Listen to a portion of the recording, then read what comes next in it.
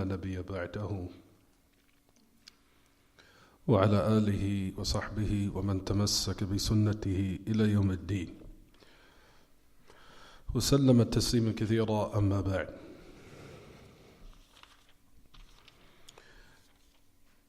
Just to apologize again to everyone for my tardiness today again. I wish, like we said, inshallah, also for my absence for the past couple of weeks, which, like I said, inshallah, for the upcoming weeks will be consistent in all the classes, because for the most part, like I said, we like to keep the classes consistent. The master to keep everybody really busy with the ilm as much as possible. So again, as we continue in Usul Thalatha, in which we'll also start Kitab al-Siyam, the chapter of fasting, bi'idhnillah jalla wa azz. Likewise, for the upcoming classes, for these upcoming weeks, we'll try to continue, take somewhat of a portion of Bulugh al-Maram, but however, we want the brothers, or we want the sisters also, to switch their books from Bulugh al-Maram to the chapter of fasting. So everyone should have their whole set of Bulugh al-Maram in their house. If they don't have Bulugh al-Maram, then try to download the PDF on their phones, on their tablets, or what have you, so they can follow along in the class, because that's very important. If everyone look in their book, we stopped at Tanbih al-Uqul ila kunuzi thalathati usul, as we were discussing the principle of al-wala wal-bara. And if everyone opens their books in Usul al-Thalatha, we stopped at the principle which discusses whoever obeys the messenger and they unify Allah subhanahu wa ta'ala in his worship, and it's not permissible to take what they say muwala, or to make muwala, meaning to take as those friends or those protectors or people who are very close or form an allegiance with those who oppose Allah and his messenger, even if they are the closest of relatives, or they have the closest relative. So you'll find, ya ma'ash al-akhawat, in regards to this principle we stopped at, which is a couple of weeks ago. We said this principle is very important in regards to not only purifying one's shahada. Like we discussed on numerous occasions, what is the most important that an abd, or the slave, that he works diligent in trying to accomplish, is purifying his testimony of La ilaha illallah wa anna Muhammadur Rasulullah. And we know there are a lot of affairs out there that will taint and render that testimony incomplete. And likewise, there are affairs that will nullify it if one is not careful.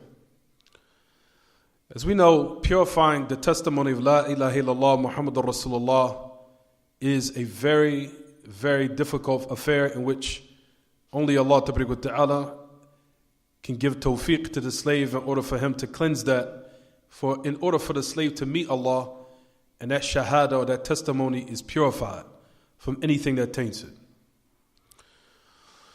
From those affairs that taint it, if one does not carry it out correctly, is this matter which we're discussing now. We said in the last class that the principle, that you notice, the great Imam al-Shaykh Muhammad ibn Abdul Wahhab, in his book Thalathatul Usul, if you notice that he made this a principle, in which is the foundation of a Muslim, where it's very vital that he learns this, and not only learn it, but also actualize it in his daily life and in his daily affairs. As you'll find, like we said, this book is entitled Thalathatul Usul, the three foundations, because it is very vital to one's salvation in the grave when he dies. For a person that doesn't actualize these principles as a Muslim in his daily life, for verily his survival, and I said survival because that's how we have to look at it, his survival of the affairs of the hereafter depends on what we're discussing now. So, as we know, once a person dies, as Allah Ta'ala, or as Ahl Ilm mention and say, فَقَدْ قَامَتْ قِيَامَتُهُ. That when a person dies, then his day of resurrection technically has started. What do you mean by that? He says, قَدْ قَامَتْ قِيَامَتُهُ. That technically, now his affairs of the hereafter has started. Which now, when one dies, he's embarking upon a different stage. A different stage in which affairs will be totally different. And those are matters that will be very vital for his survival and the affairs of the hereafter is what we're discussing now. So, for one preparing for death, the great Imam al-Shaykh had authored this book. And the person would say, how is one preparing for death in regards to this book? How? Because he laid down these principles in order for one to purify his shahada. These principles, if the Muslim was to actualize and he was to actually purify and keep it away from anything that taints it or renders it null and void or renders it incomplete, then he will survive the questions in the grave. Because Allah Ta'ala will inspire him to be firm when the questions are asked in the grave. When the angels come, as we know that everyone when they die, all of us was going to face this reality one day. That once we are put under the dirt, then the angels, those two angels will come and ask us those three questions. And we know those three questions is not going to be easy to answer, but rather we know it's actually going to be an interrogation, a severe interrogation. As you'll find that people in these days, they become very, very scared when even just the mere human being interrogates them. Some people are scared. Some people are in a state of fright and horror. And some people aren't scared. Some people don't care what you do to them. They're not moved. But however, these are going to be angels that's actually going to carry out the interrogation of Rabbul Alameen. And the only way that one can answer is if Allah gives the person tawfiq to stay firm when he stays firm. No, the only way he's going to stay firm is if Allah inspires him to stay firm. And the only way you will get that tawfiq is based upon how you have applied these principles in which we're discussing now. From those principles is what we just stopped at a couple of weeks ago, where Allah, what the great Imam mentions, it says, whoever obeys the messenger and unites Allah in his worship, it is not permissible to take as those friends and protectors or form that allegiance or that loyalty to those who wage war or those who oppose Allah and his messenger, even if they was the close of relatives, or even if he's the closest relative. As we stopped at last week, we talked about, in regards this qa'idah or this principle with this fundamental, in which you'll find that a lot of the Muslims from the deviant sects have lacked or are lacking in purifying this principle. Rather, you'll find that the deviant sects, especially called Al-Ikhwan al-Muslimun, the Muslim Brotherhood, they are the ones have took this qa'idah or this principle and have thrown it away. Due to the fact you'll find, as we'll discuss, how this qa'idah opposes democracy and having involvement in it, and also likewise adopting its ways and its ideologies, which we'll discuss in its due time, inshallah. But at any rate, notice that it says in the principle, if one will turn to their books, it says what, everyone? That those who obey Allah, if one now, he has actualized the qa'idah that whoever obeys the Messenger sallallahu alaihi wasallam, and he has unified Allah in his worship, now it is not permissible for him to form that allegiance, or to form that loyalty to the one who opposes Allah and his messenger and wages war against Allah and his messenger. As we talked about before, the word muwalat, this is what we discussed a couple of weeks ago. We said it's not permissible for him that particular word we discussed, which is called muwalatun, as we discussed last week or a couple of weeks ago. We said the word al-muwalat, as we discussed, we said that it's a derivative of the word in the Arabic language al-walyu. Al-walyu. Al-walyu. What is the al-walyu? Meaning al-qurb wa dunu. That the word muwalat is a word, or is a derivative of the word al-walyu. Al-walyu. Al-walyu in the Arabic language means ad-dunu. Ad-dunu wal-qurb. To have closeness or nearness. Closeness or nearness. So that's the one linguistic meaning of the word muwalatun. It's the ad-dunu. Al-qurb. Closeness or nearness. Then we know the opposite, as we talked about before. We said the opposite is what? Al-muwalat. The opposite of it is al-adawa. Al-adawa. Or you want to say al-mu'adatu. So you say al-muwalatu. Then you have al-mu'adatu. Al-mu'adatu. Al-mu'adat is the opposite of al-walyu, as we'll discuss in a minute, inshallah. طيب. I'm sorry, everyone. I forgot one point to mention in regards to al-walyu. So muwalatun, we said the first meaning is closeness and nearness. There's a second linguistic meaning of the word muwalatu, as we discussed. Another meaning of the word al-muwalatu is al-waliyu. Al-waliyu. So not only do we have the meaning of al-muwalat, that it means al-waliyu, meaning nearness or closeness, then we have another meaning of the word al-muwalatu, which means al-wali. Al-wali. Al-waliyu. And al-wali, as we know from the meanings of it, is al-muhib, wal-sadiq, wal-nasir. It means a one who you love, or a friend, or a close friend, or an aider, or protector. So the meaning al-muwalat is comprehensive for all these meanings.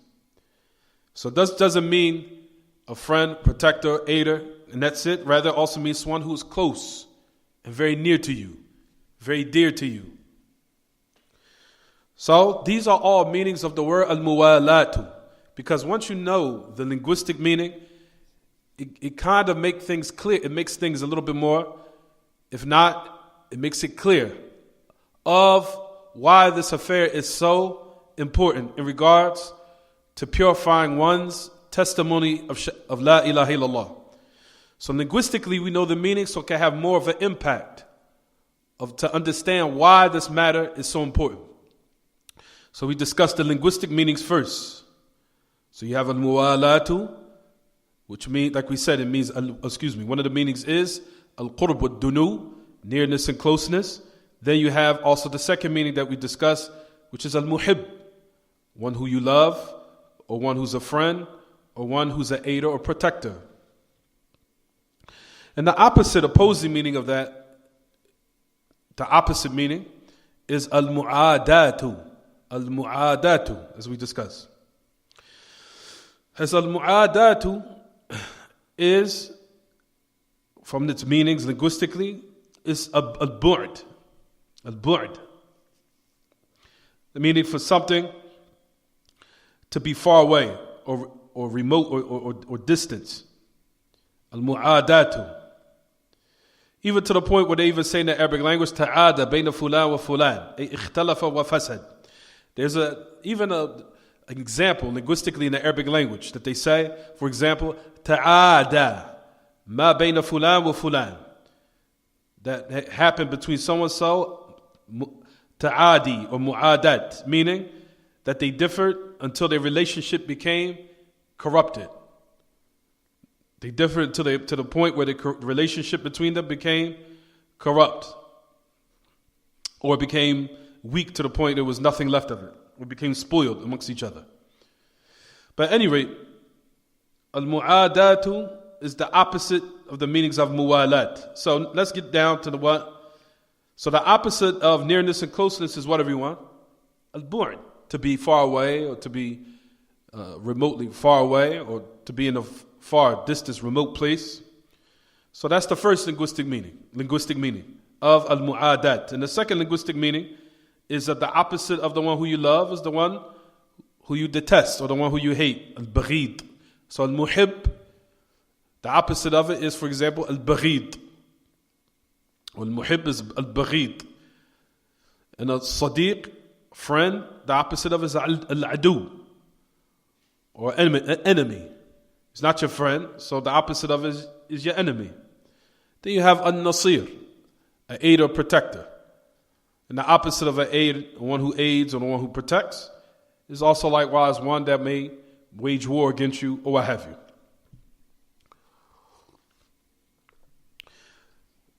So, we discussed the linguistic meaning of al-muwalat and the opposite of it, which is al-mu'adat. Al-mu'adat.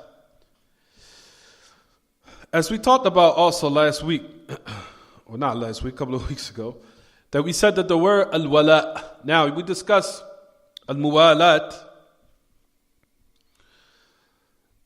that it is established upon two affairs. Al-muwalat is done with two affairs in regards to the body. It's established upon two pillars, meaning in regards to the body. You have what they call al-muwalat al-qalbiyya, or what they call al-wala al-qalbi, meaning a type of muwalat or loyalty that is done, or closeness or nearness, or taking someone as a friend or protector or aider or what have you, or forming that allegiance or that loyalty to the end of it. You have al-muwalat, which is done with the heart first. It's done with the heart. Meaning, what is the actions of the heart? Such as, for example, al-mahabba, love. As we know, love, the origin of it emanates from the heart. So you have what they call al-wala al-qalbi. Al-wala al-qalbi.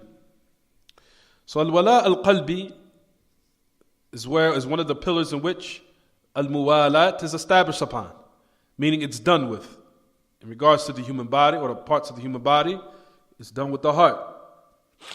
So, from those actions of the heart in which muwalat is done with is the heart, where which emanates from it is love. Then you have the second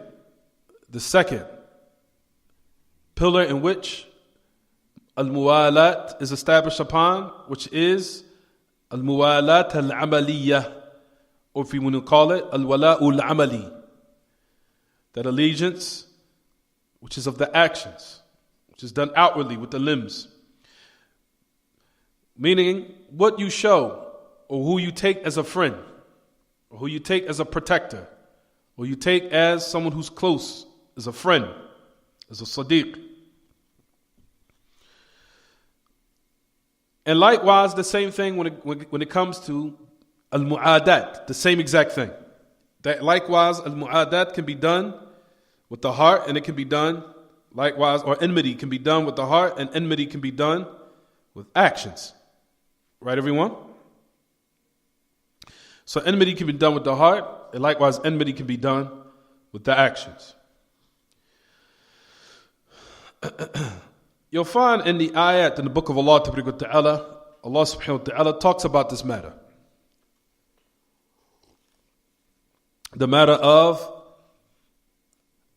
al-muwalat and al-mu'adat.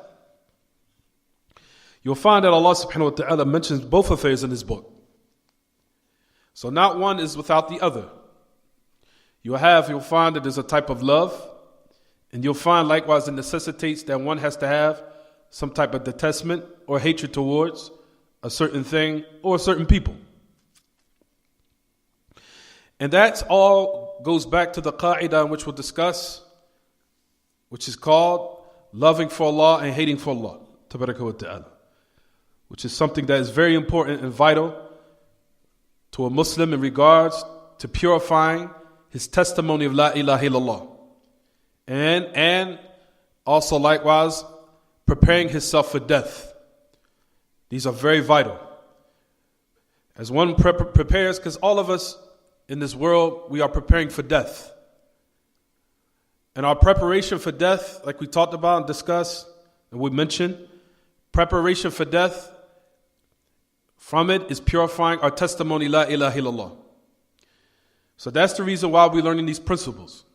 Because it's doing it for Allah, number one, and we are preparing ourselves for the grave. And that's the reason why, like we talked about, why the author wrote this book. Because it's a reality that no one can escape. So you'll find in the ayah that Allah Ta'ala says in his book, in Surah Al-Mumtahina, ayah number 4. You'll find that Allah Ta'ala said in regards to those different righteous nations of the past, where they mentioned it, said, كَفَرْنَا بِكُمْ وَبَدَا بَيْنَنَا وَبَيْنَكُمُ الْعَدَاوَةُ وَالْبَغْضَاءُ أَبَدًا حَتَّى تُؤْمِنُوا بِاللَّهِ وَحْدَهُ. Allah Ta'ala says in Surah Al-Mumtahina, ayah number 4, He says, when the people who are polytheists, who are people upon idolatry, as when they wanted to wage war with them, not only wage war with them, but firstly, they wanted to wage war and oppose what Allah had revealed. And likewise, the messenger of Allah at the time, Ibrahim, Khalil Rahman, the close friend of Allah, Ibrahim, alayhi wa ala nabiyina afdal as-salatu wa tamu taslim. Then you find in the ayah, which is Surah Al-Mumtahina, ayah number 4, where Allah Ta'ala says that they said to them, those who had made enmity and hatred with Allah and His Messenger, that they said to them, كَفَرْنَا بِكُمْ, that we disbelieve in you. And it has now manifested between us and you enmity and hatred forever until you believe in Allah alone. Until you believe in Allah alone. Also likewise, so that's to show an example of what, everyone? That which took place of the heart. This is to show how they had that type of enmity in their hearts towards the mushrikeen, towards the people of kufr. And likewise, there's another example of the second category, which is of actions. Where it comes to Surah At-Tawbah, ayat number 123. 123. That it says, يا أيها الذين آمنوا قاتلوا الذين يلونكم من الكفار وَلْيَجِدُوا فِيكُمْ غِلْظَةً. Allah Ta'ala says in His book, and this is the example of what is done with the actions, or what is displayed outwardly with the actions. O you who believe, He says, fight those يَلُونَكُمْ مِنَ الْكُفَّارِ, fight those who find you blameworthy of the disbelievers, of those who disbelieve. And notice what Allah Ta'ala says in His book, let them find within yourselves sternness or harshness. And we'll talk and discuss, inshallah, that is an ayat that Allah Ta'ala also tells us in certain people from the non-Muslims, how we deal with them in another manner, which is showing and displaying good mannerism and good behavior and good etiquette. So keep in mind what we're discussing is those who wage war, those who outwardly oppose and mock, and even try to afflict pain to you. But in regards to those non-Muslims who do not display that, do not show their enmity or their hatred, and also likewise in how to deal with them due to the fact that we're in a non-Muslim country, then there's another way we deal with it, in which we'll discuss, inshallah, once we have the time, in which we display good character, good etiquette, good behavior, good morals, good dealings with the non-Muslims. So it could be a form and a way of da'wah, of calling them to what is correct. In which also there's an ayat pertaining to this. It's a couple of ayat. So now we take, of course we know that the origin, like we said, is that no doubt that we hate and detest the kufr or the disbelief of what they're upon, because Allah hates disbelief and Allah hates shirk, and we hate for Allah and we love for Allah. So if Allah hates an affair, then likewise we hate that same affair. And if Allah loves a certain affair, then likewise we love that certain affair. So if Allah loves Tawheed, Allah loves that He be unified in His worship, so we love Tawheed. And Allah loves those who practice Tawheed from Ahl Sunnah, and the Salafiyin.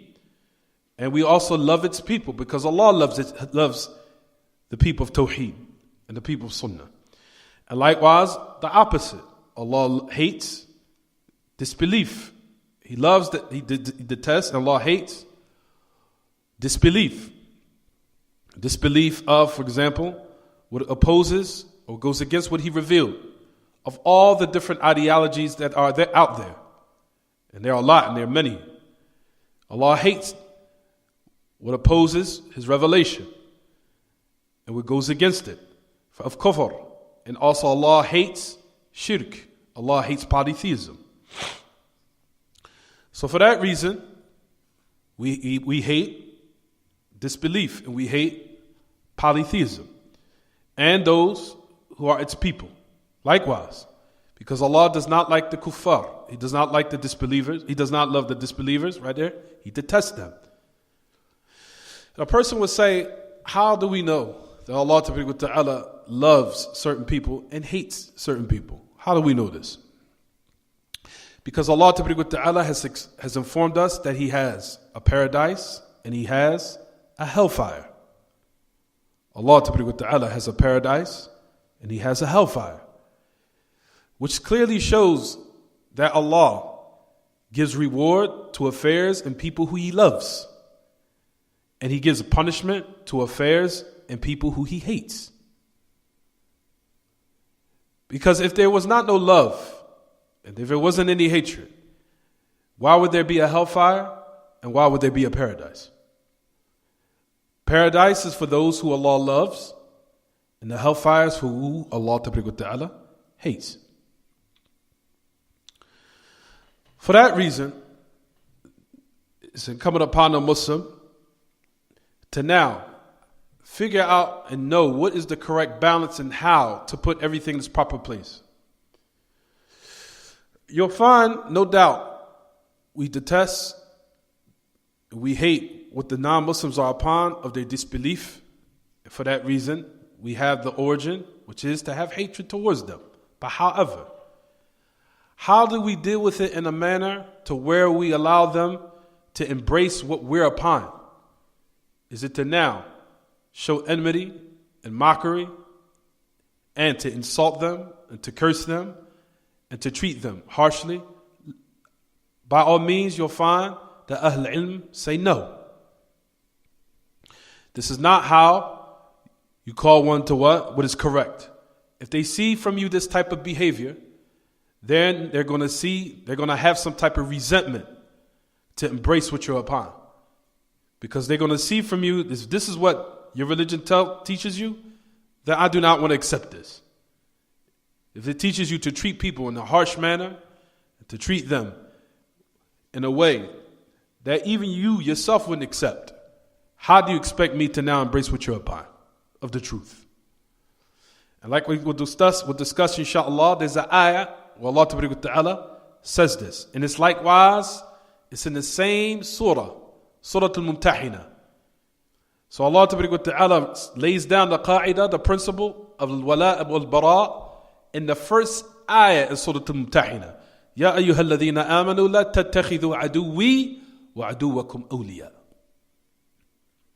Allah subhanahu wa ta'ala says it in the first ayah in Surah Al-Mumtahina.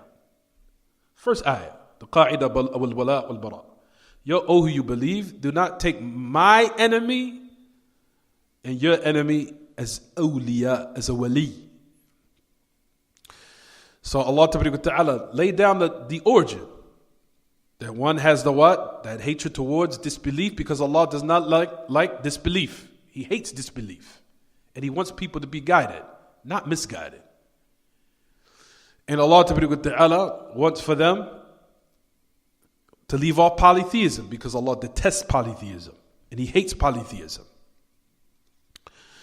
And for that reason, after the asl is laid down, you'll find that Allah subhanahu wa ta'ala says in another ayah, where Allah gives an exception to the qa'idah, where He says in the ayah, which is a Surah Al-Mutahina again, it's in the same exact surah, but if you go down a bit, after this whole surah, you'll find that it discusses al-wala wal-bara in so many verses in this whole surah, from beginning to end when you read it. From the beginning to the end, in Surah Al-Mumtahina is talking about wala wal-bara, how Allah loves a certain people, how Allah detests, how to deal with the kuffar if they do not make war with you, and what was the sunnah of the people of the past, where they had displayed that hatred because they were upon polytheism, to the end of it. But there's an exception to the rule. Well, Allah Ta'ala mentions in Surah Al-Mutahina likewise, where He says in the same surah about the people who do not wage war with you, He says, لا ينهاكم الله عن الذين لم يقاتلوكم في الدين ولم يخرجوكم من دياركم. That those Allah Ta'ala has not prohibited. He says that you have, for those who do not make war with you, they did not cast you out of your homes due to you embracing the truth. He says that you show and display to them kindness in all the aspects of birr. أن تبروهم وتقسطوا إليهم إن الله يحب المقسطين. Verily Allah Ta'ala says that you show them all the aspects of birr, meaning of good etiquette, good relations, good dealings, good behavior, truthfulness, showing that you care about the neighbor, showing all these other affairs, for example, of good, and also that you be kind and just to them. Verily, Allah loves the muqsiteen. He loves those who are just. So these is to show how we have to learn all these principles. So we learn the asl. So the hatred is there as far as what is of disbelief in its people. And as far as likewise, love of Tawheed and its people. So the asl is there. But now, like we said, there is an exception in regards to what one displays openly, but he still has that hatred in his heart for disbelief in polytheism and his people, but he still openly displays and shows what everyone? Good behavior, good etiquette, good mannerism, because this is how people will embrace the truth. Or these are one of the ways how the people will what? Embrace the truth. When they see that you're a kind individual, you're a kind person, you have good manners, you have good etiquette, you have good relations, you know how to deal with situations, and knowing how to solve it in a correct manner, which is acceptable, and which people will find and see this behavior, it will impress them to embrace what you're upon. But when they see that you now are treating them very harshly, you're insulting them, you're cursing them, you're mocking at them, you're treating them bad, you're lying to them, you're being deceitful to them, you're howling and screaming at them, they see that you are a person that is not a person you would love to be around, all these different types of aspects. They see this, it will allow it to be a what? A deterrent for them not to accept the truth. But however, due to the ayah, Ya ma'ash al-akhawat, you'll find that the asl or the origin is what we're discussing before we get inside the exceptions. What time is it? What time is it? Oh, 3:29. طيب. We'll talk a little bit about, then we'll stop, inshallah, due to the fact that we started a bit late. Anyway, just to listen to some of the kalam of Ahl Ilm in this regard, you'll find there is some Ahl Ilm of the past. From them is from the ulama of Najd. Ulama of Najd. Najd is in Al-Mamlakat al-Arabiyyah al-Saudiya, in the kingdom of Saudi Arabia today. And you'll find there's a tremendous book called Ad-Durr al-Sunniyah. Those who are students of knowledge know exactly what this book is. It's called Ad-Durr al-Sunniyah. It was from all the ulama that were offspring of Sheikh Muhammad Abdul Wahhab. That he was the one that established all the students that studied under him and spread the da'wah of Tawheed throughout the land. And those who, his family, and other than those who came after his family, down the line. You'll find that they're called the ulama of Najd. The ulama of Najd. Najd is currently in the kingdom of Saudi Arabia. From those scholars of Najd, in his book called Ad-Durr is a Sheikh Abdul-Latif ibn Abdul-Rahman, rahimahullah. And for example, his son, Abdullah ibn Abdul-Latif. So you have Abdul-Latif ibn Abdul-Rahman. I'm sorry, everyone. Then you have his father, and then you have the son. The son is Abdullah. No, I'm sorry. Yeah, I'm right. The son is Abdullah ibn Abdul-Latif. And the father is Abdul-Latif ibn Abdul-Rahman. Your father, Abdul-Latif, Abdul-Latif, he is the father that he mentioned in Ad-Durr al-Sunniyah. He says, فَقَدْ عَرَفْتُمْ مَا فِي مُوَالَاةِ الْمُشْرِكِينَ مِنَ النُّصُوصِ الْقُرْآنِيَّةِ والأحاديث النبوية وعرفتم أن مسمى الموالاة يقع على شعب متفاوتة منها ما يوجب الردة كذهاب الإسلام بالكلية ومنها ما هو دونه من الكبائر والمحرمات. You'll find that the great Imam of the past, he's like we said, he's from the ulama, the scholars of Najd, Abdul-Latif ibn Abdul-Rahman, he says,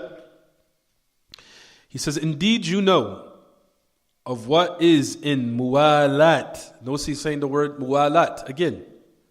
Muwalat al-mushrikeen, of making muwalat with the polytheists, of what has come in the Quran and also in the prophetic narrations of the Prophet ﷺ. And indeed you know of Musamma al-Muwalat, that what is being discussed of this affair of Muwalat, how it can fall upon and be of different levels and different branches. So now he's talking about discussing and giving some more enlightenment, saying how Muwalat is of different levels and it's of different branches. So Muwalat, it's not just one level. It's of different levels. So he says, يَقَعُ عَلَى شُعَبٍ مُتَفَاوِتَةٍ, that it can come in the form of different levels, different branches. He says, from it can necessitate apostation, meaning how one's Islam can be totally nullified. And from it, it could be what? Of a lesser level, meaning it could be from the major sins and affairs which are impermissible and unlawful. So it shows that how muwalat is of different levels, and based upon what type of involvement or what type of affair that the abd or the worshipper has fell into. Like we said, it depends on what type of act that he did or committed. But notice that he still said from those branches it can what? Nullify one's Islam if one's not careful. So it shows how vital this principle is. So if it's not done in a correct manner, then what? His Islam can be nullified if he's not careful. And then he said, if it's from those branches that can what? Be from the major sins. Because we know major sin does not nullify one's Islam. It doesn't take it away totally. But however it what? Renders it incomplete. But he's still in the fold of Islam. Right, everyone? طيب. So that was the father, Abdul-Latif ibn Abdul-Rahman, rahimahullah. You also have his son, Abdullah ibn Abdul-Latif, that he mentions in this book, Ad-Durr al-Sunniyah, again. His son. So keep in mind, all these are from the great ulama of Najd. From the ulama of Najd. He goes on to say, Abdullah ibn Abdul-Latif, he says, وَالْمُوَالَاتُ كَبِيرَةٌ مِنْ كَبَائِرِ الذُّنُوبِ. And he also goes on to say, كَبَلِ الدَّوَاءِ بَرِيِ الْقَلَمِ أو التبشبش لهم ورفع الصوت لهم والتولي كفر يخرج من الملة هو كالذب عنهم وإعانتهم بالمال والبدن والرأي. He also gives some more examples. So now he also gives to show how muwalat, and he's talking about muwalat of the non-Muslims, of those who are upon kufr and shirk. He's not talking about muwalat of the people of Tawheed and the people of Sunnah and the people who are Muslimun from Ahlul Sunnah, or the people of Tawheed. He's talking about forming allegiance or having that muwala with the people who are making war with Allah and His Messenger, and those who likewise who are from the disbelievers who are upon kufr and shirk or polytheism and disbelief. So this is what he says, Abdullah ibn Abdul Latif. He says, Al-muwalatu kabiratun min kaba'ir al-dhunub. He says, so forming that, showing that allegiance, he says, is a major sin of the major sins. Of the major sins. So he's showing here what everyone, it's of levels. It's of levels. From those levels, like we just mentioned a couple of minutes ago, one's Islam could be what? Nullified. And second is another level underneath that, which is it could be and considered sin. طيب. So he goes on to say, كبل الدواء. He says such, for example, he says to the point where a Muslim will want to even to the point do some type of, to show some type of true involvement with them to the point, it's as if they compromise them. Compromise them. Kabel dawa, like as if he's carrying out some type of orders for them, because I just love you because and I hate those Muslims, but you're, for example, up to par, you're just up with the times, and we're just so behind. Here, I'll pour the glass of water for you. I'll pour this bucket for you. You know, I will show you this open chest and love for you. Whereas you hate the people of Tawheed, you hate the people of Sunnah, you people of Sunnah and Tawheed, just repulsive. I can't even just stand to look at you. But you even have people whereas their chest is so open and lax and open for the non-Muslims and those who are upon kufr and shirk, to the point where you'll sharpen their pens for them. You'll hold this tabashbush, which is a bashasha. You know, showing this great type of happiness and showing this great and showing them that how high of esteem they are, and raising the whip for them or raising weapons for them. He says, at-tawalli kufr. He said, this is what they call muwalat. This type, he says, this is the type which is considered major sins in this aspect. Then you have another type which can remove one from the fold of Islam, such as dhabbi anhum, defending them, aiding them with your wealth and with your body and with your opinions, aiding them. So he's laying down the asl, the origin. So this is the origin. But like we keep in mind, everyone, we have an exception to what we talked about in regards to those who live in the lands of disbelief or the lands of the non-Muslims, how to conduct in a manner. However, they still have in their heart that hatred for what they're upon of kufr and shirk, and towards them, even though they display good etiquette and good behavior, which is another ayah, in which we'll discuss. But however, all these are the origin, what we're discussing. This is the origin. So one has to, like we said, keep in mind, it is very important. In order for you to taste the sweetness of Iman, you have to love what Allah loves. And you have to hate what Allah hates. And a person will never taste the sweetness of faith, as the Messenger of Allah ﷺ had mentioned in that authentic hadith, until he loves for Allah and hates for Allah ta'ala. He says, none of you will what? He will never taste the sweetness of faith. He says in the hadith, as we talk about, ثلاثة من كن فيه وجد بهن حلاوة الإيمان. ذكر أولا النبي صلى الله عليه وسلم أن يكون الله ورسوله أحب إليه مما سواهما وأن يحب المرء لا يحبه إلا لله وأن يكره أن يعود إلى الكفر بعد أن أنقذه الله منه كما يكره أن يقذف في النار. The hadith which we'll discuss at a later time, where the Prophet ﷺ mentioned and said, he says 3 things or 3 affairs in which the slave will taste by it the sweetness of faith. He says, ثَلَاثَةٌ مَنْ كُنَّ فِيهِ وَجَدَ بِهِنْ حَلَاوَةَ الْإِيمَانِ. 3 affairs. That if the slave, that he has those matters, he would taste the sweetness of faith. حَلَاوَةَ الْإِيمَانِ. This is what the Messenger of Allah said. He says that Allah and His Messenger are more beloved to him than anything else. More than your husband, more than anyone. Because this is the origin. You love Allah and His Messenger first, and then who Allah and His Messenger command for you to love and to show high esteem and to show high respect for. So Allah and His Messenger are more beloved to you than anyone else. Then the Prophet ﷺ said the second part, is what we're discussing now, that you love a person, but you do not love them except for Allah. And yuhibb al-mar' la yuhibbuhu illa lillah. You love a person, but you do not love them except for Allah. He says, وَأَنْ يُبْغَضَ وَيَكْرَهُ أَنْ يَعُودَ إِلَى الْكُفْرِ.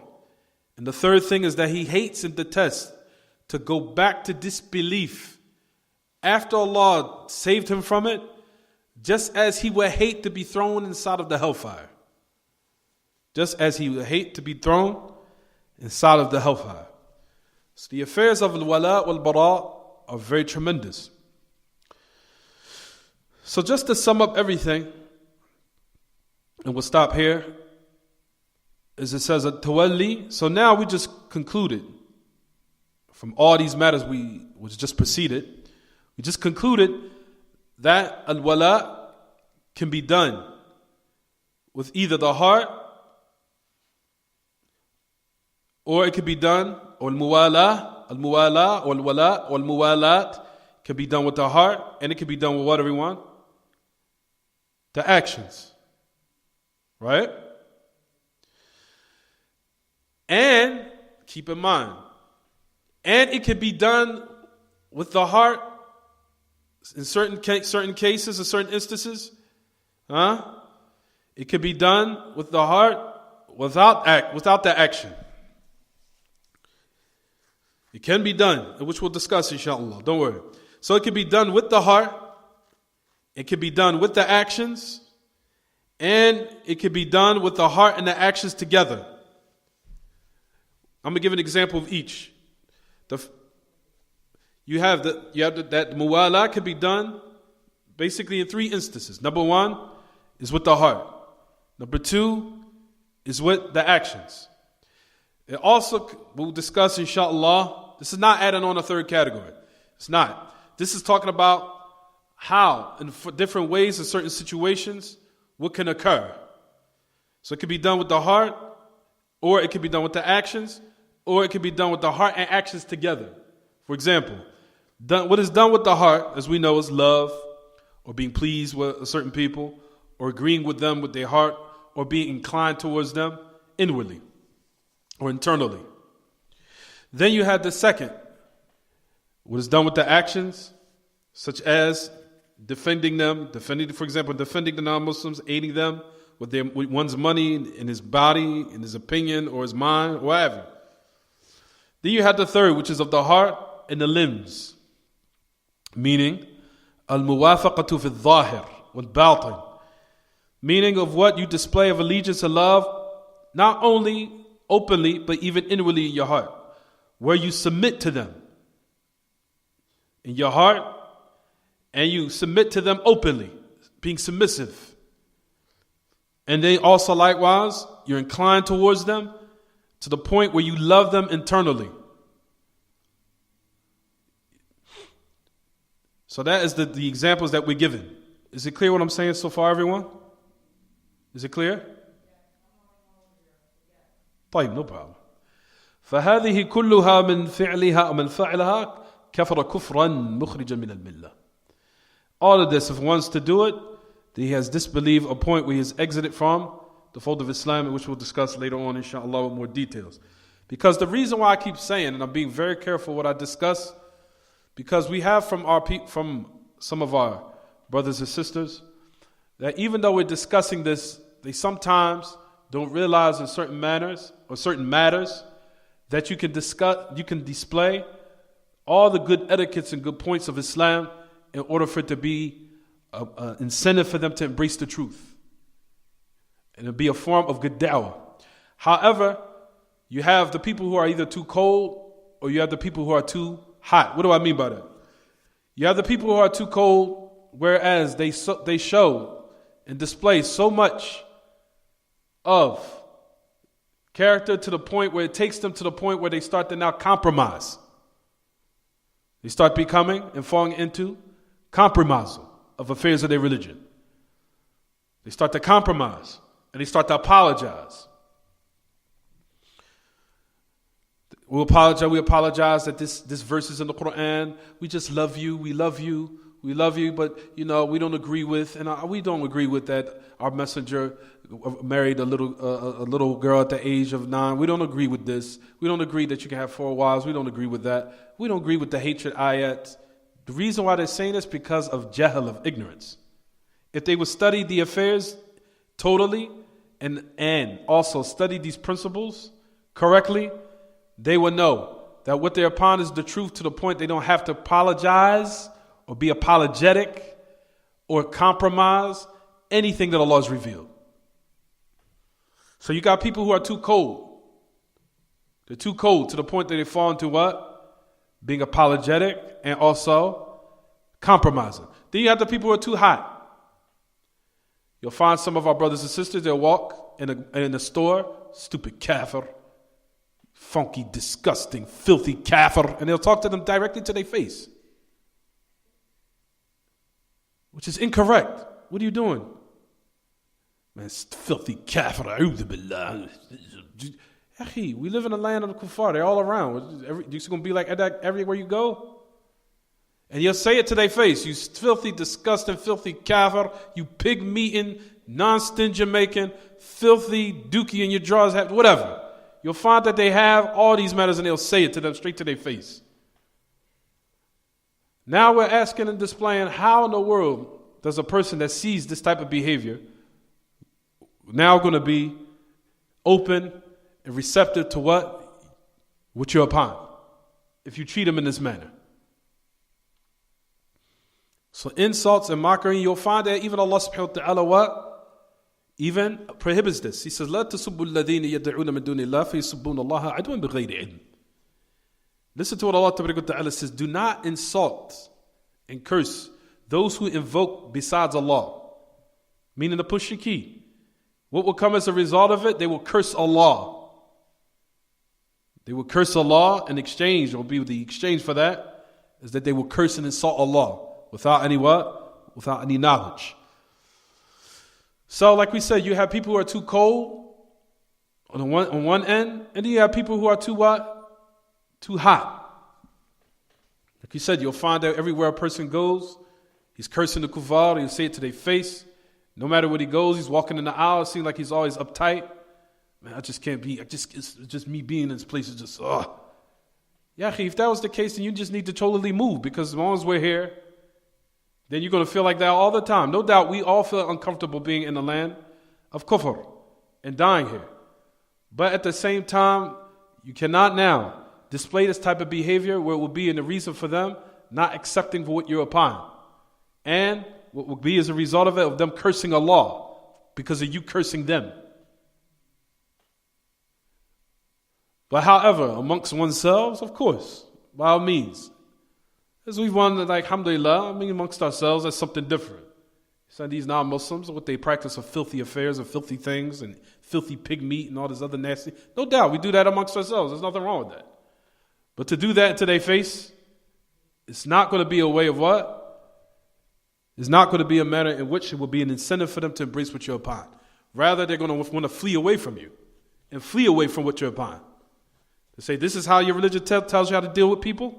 Like this? And there's an ayah where Allah Ta'ala mentions this in his book, which we'll discuss on a later occasion, inshallah. We'll stop here and we'll suffice with this. هذا وصلى الله وسلم وبارك على نبينا محمد وعلى آله وصحبه وسلم سبحانك اللهم وبحمدك أشهد أن لا إله إلا أنت أستغفرك وأتوب إليك وآخر دعوانا الحمد لله رب العالمين. Any questions about the lesson?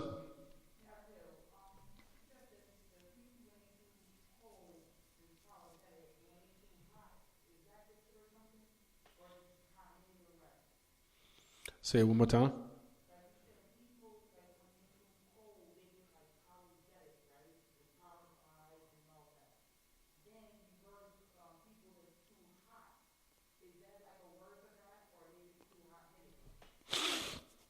We say on those matters that they're either too lax or too extreme. Too lax or too extreme. There's a certain way of how to deal with the non-Muslims or how to deal with certain people when, on certain occasions, where the quwwah or the shawkah or the power or the might are to the Muslims.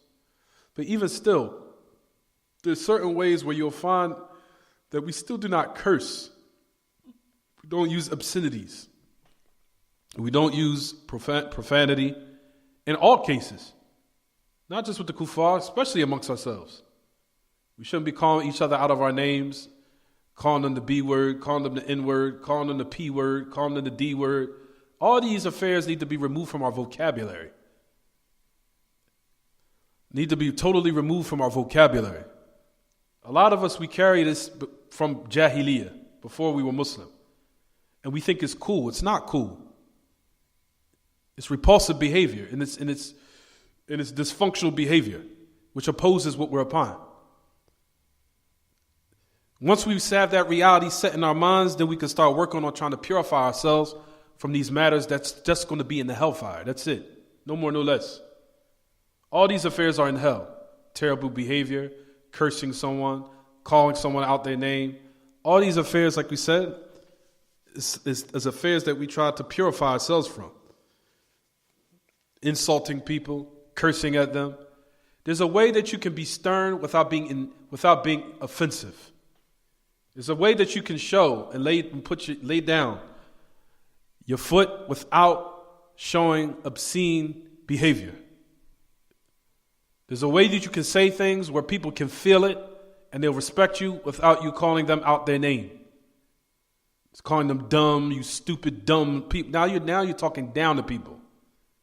When you speak down, now they're not going to respect you. But there's a way you can get your point across where you could be stern and you could be assertive without being offensive. So that's the thing that we have to teach ourselves, how to do that tactfully. But a lot of us do not have tact. We haven't been taught it because, like we said, a lot of us come having a lot of baggage before we were Muslim. Then when we cross over, we still haven't worked on that affair yet. We haven't perfected that tact yet. And that's the thing that we need to learn, in regards to the non-Muslims and how we deal with them, especially out on the street, of how to deal with them and how to interact with them, because we have to, because we live in this country.